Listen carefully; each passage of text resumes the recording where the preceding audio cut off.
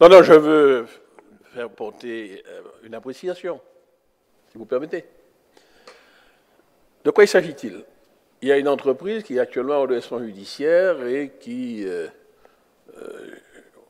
pour laquelle l'administrateur judiciaire recherche, paraît-il, si je crois qu'il se dit désespérément, des repreneurs ou des gens pouvant injecter des capitaux dans cette entreprise. C'est ça qui est la réalité. Cette entreprise est une entreprise de presse. Il est essentiel que l'opinion publique puisse avoir accès aux informations. Alors c'est vrai qu'avec les progrès technologiques du XXIe siècle, beaucoup de lecteurs, dont moi d'ailleurs, délaissent un peu la partie papier pour aller dans la partie dématérialisée. Donc il y a une mutation technologique qui est en train de se faire. J'ai noté que cet organe de presse s'est préparé à cette mutation, puisqu'elle peut déjà s'honorer d'avoir des abonnés sur le numérique. Bien. Ça, c'est une réalité. Comme un certain nombre des membres de l'Assemblée ont dit, il est nécessaire d'avoir une presse.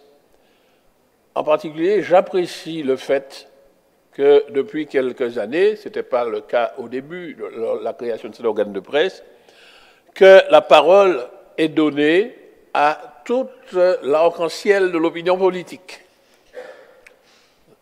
C'est une bonne chose. Et je pense que la déontologie de la presse l'honore. Ceci est un point qui s'est révélé comme vrai dans les derniers temps. Bon, je ne vais pas trop insister. Ceci étant dit, ce sont les déclarations que nous faisons, les motions de soutien, c'est du moral. Mais comment vit une entreprise? Pour faire face à ces dépenses, elle a besoin de recettes. Les recettes proviennent de qui? Alors d'abord des investisseurs, donc il faut qu'il y ait des gens qui ont de l'argent, qui injectent là-dedans. C'est sa première chose. Deuxièmement, il vit de ses lecteurs qui achètent un journal ou qui s'abonnent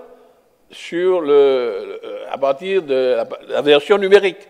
Donc il faut des clients qui apportent la recette. Il faut des annonceurs. Alors, Président, tu as parlé du fait que beaucoup d'annonceurs s'allaient plutôt vers la télévision publique, etc., plutôt que dans les journaux, mais il vit de ça. Quelle contribution que nous pouvons apporter, que nous apportons déjà? Je note pour l'histoire que les locaux dans lesquels est logée l'entreprise appartiennent à la CTM. Pour la petite histoire, les loyers ne sont pas perçus.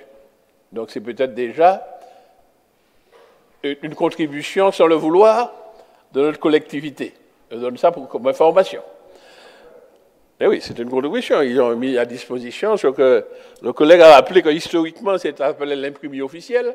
Mais il se trouve que la CTM l'a récupéré dans l'héritage qu'elle a eu du département.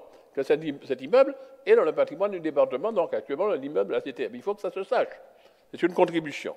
Deuxièmement, nous nous efforçons, alors qu'il n'y a plus aucune obligation de veiller à ce que toutes nos annonces légales soient publiées dans le journal. Moyennant finance, nous payons ces annonces légales.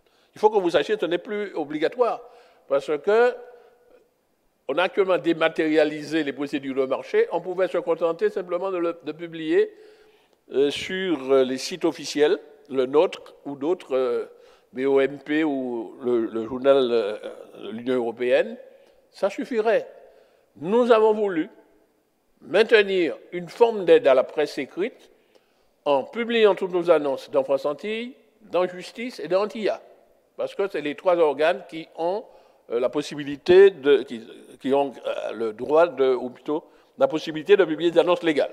C'est une forme d'aide.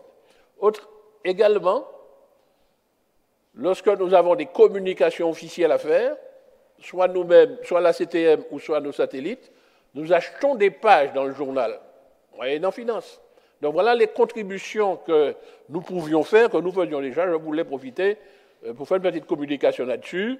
Et en tout cas, le président Marie-Jeanne est d'accord là-dessus, pour que nous continuions à aider de cette manière, parce que je ne vois pas, sauf si on me dit, D'autres systèmes, je sais qu'il y a beaucoup de journalistes qui souhaitent, je les ai entendus, dire est-ce que des subventions de soutien à la presse peuvent être portées? Bon, si quelqu'un connaît une disposition déductive légale qui permet aux collectivités de le faire comme cela, ben, qu'ils disent, moi je ne le connais pas. Ce que je sais, c'est qu'on achète du service, on achète des espaces, et c'est une manière également d'aider le journal. Voilà le témoignage que je voulais apporter. Merci.